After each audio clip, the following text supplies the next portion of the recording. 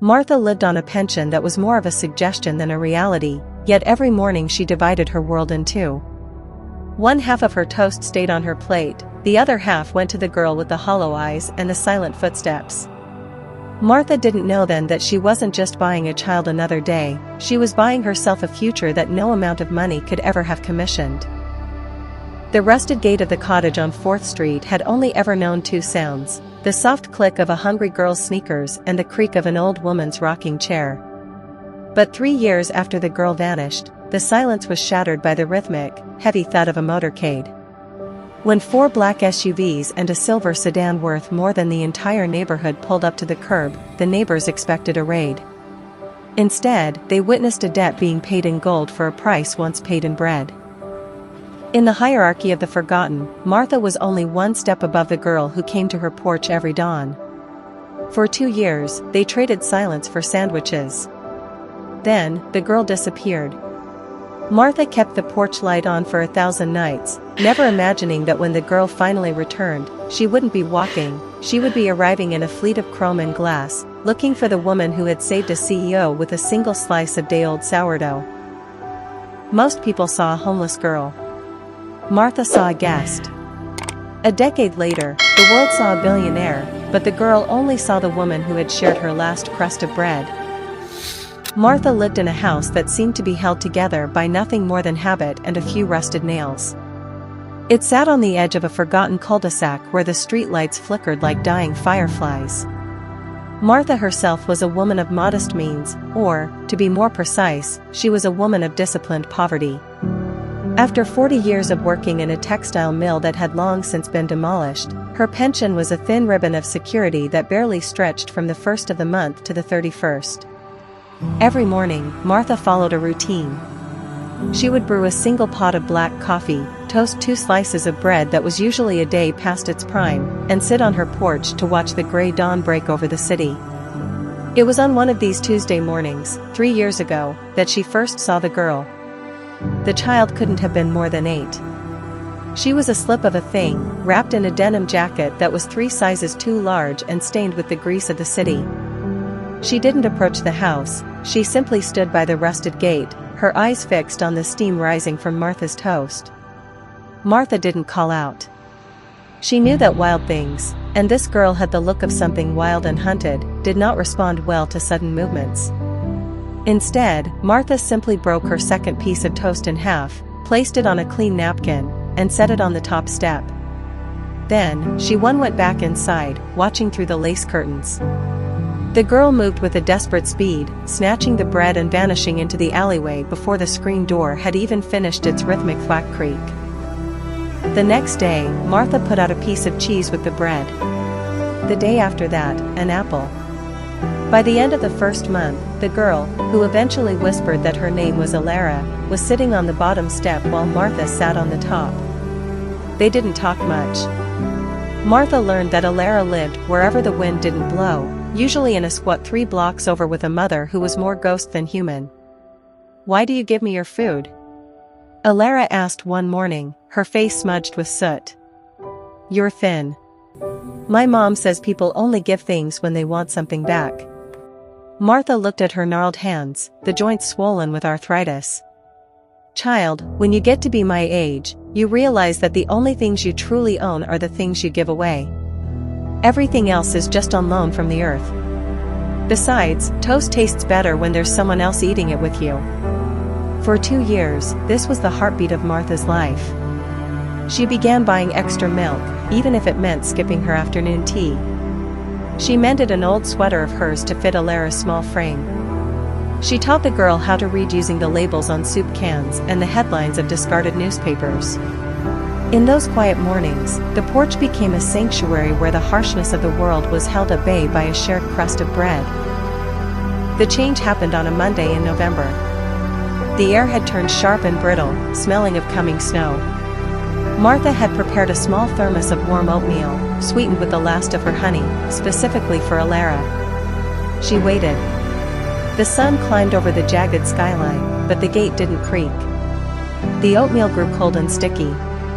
Martha walked to the alleyway, her heart drumming a frantic rhythm against her ribs. She even ventured toward the squat where Alara supposedly stayed, but the building had been boarded up by the city, a condemned sign slapped across the door like a bandage on a wound. Days turned into weeks.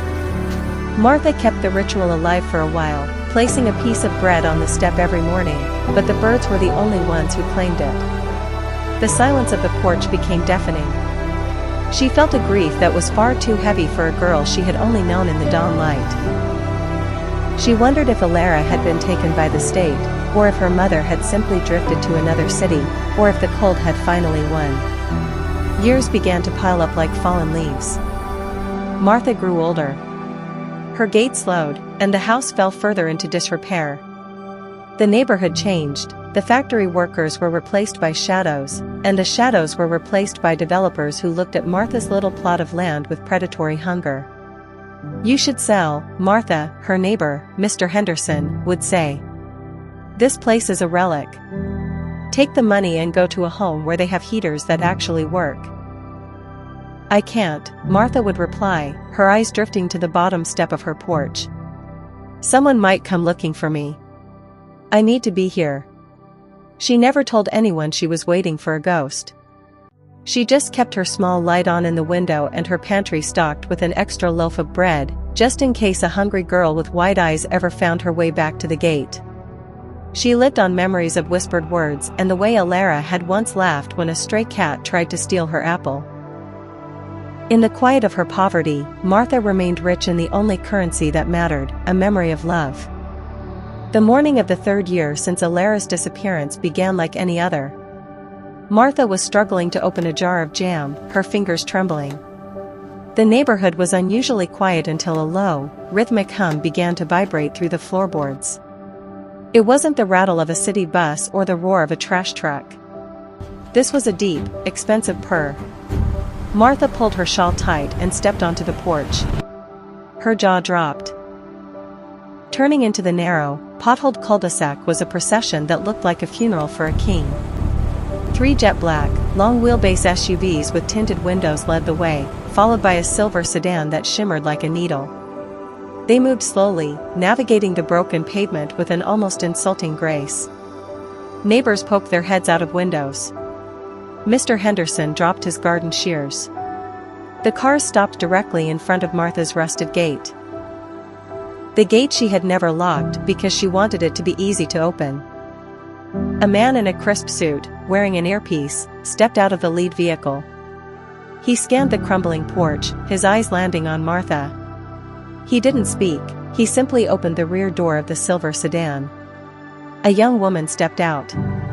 She was dressed in a coat of soft, camel-colored wool that probably cost more than Martha's house. Her hair was pulled back in a sleek, professional bun, and she moved with a confidence that commanded the very air around her. But as she looked at the porch, her composure fractured. She walked toward the gate, her high heels clicking against the cracked sidewalk. Behind her, 2 men followed at a respectful distance, carrying briefcases. "Martha," the woman whispered. Her voice was different, refined, educated, but the cadence was unmistakable. Martha felt a heat rise in her chest. She squinted through her cataracts, looking past the expensive clothes and the polished exterior. She looked at the eyes. They were the same wide, searching eyes that had once stared hungrily at a piece of dry toast. "Alara?" Martha's voice was a mere thread of sound. The woman didn't care about her expensive coat. She sprinted the last few feet, bypassed the steps, and threw her arms around the old woman. The scent of expensive perfume mingled with the smell of Martha's old wood smoke and lavender. "I found you," Alara sobbed into the old woman's shoulder. "It took me so long, but I found you." As the neighbors watched in stunned silence, Alara led Martha back into the small, dim kitchen. The men in suits stayed outside, standing guard over a house that had never owned anything worth stealing until that moment. "Where did you go?" Martha asked, her hands shaking as she tried to put on the kettle. Alara took the kettle from her gently. "The state took me that winter, Martha. My mother, she passed away in the squat. I was moved from foster home to foster home, 3 states away. I tried to write, but I didn't know your last name. I didn't even know your address, just that you lived on the street with the flickering light. Alara sat at the small, scarred wooden table. I promised myself that if I ever got out, I would be someone. I studied until my eyes bled. I got scholarships. I started a tech company that focuses on food security for urban youth. Every time I sat in a boardroom, every time I signed a $1 million contract, I thought about the woman who gave me half her breakfast when she didn't have enough for herself. One of the men from the cars knocked softly and entered, placing a thick folder on the table. Martha, Alara said, taking her hand. You've spent your life giving. Now, it's my turn. These papers include a deed to a new home in the valley, one with a porch that doesn't creak and a heater that never fails. But more importantly, I purchased this entire block. We're turning the old factory site into Martha's Kitchen, a foundation that will provide 3 hot meals a day to every child in this district, indefinitely. Martha looked at the papers, then at the woman who had once been a starving child. I only gave you bread, Alara. It was just bread. It was never just bread, Alara replied, tears streaming down her face. It was the fact that you saw me.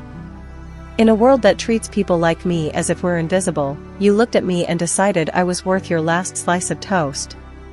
You fed my soul, Martha. The bread just kept my body alive long enough for my soul to grow. That evening, as the sun set, the luxurious cars didn't leave Martha behind. They took her to a place where she would never have to worry about the cold again. And years later, when people spoke of the great philanthropist Alara Vance, they always told the story of the lady of the porch, the woman who proved that the smallest act of kindness is a seed that can grow into a forest.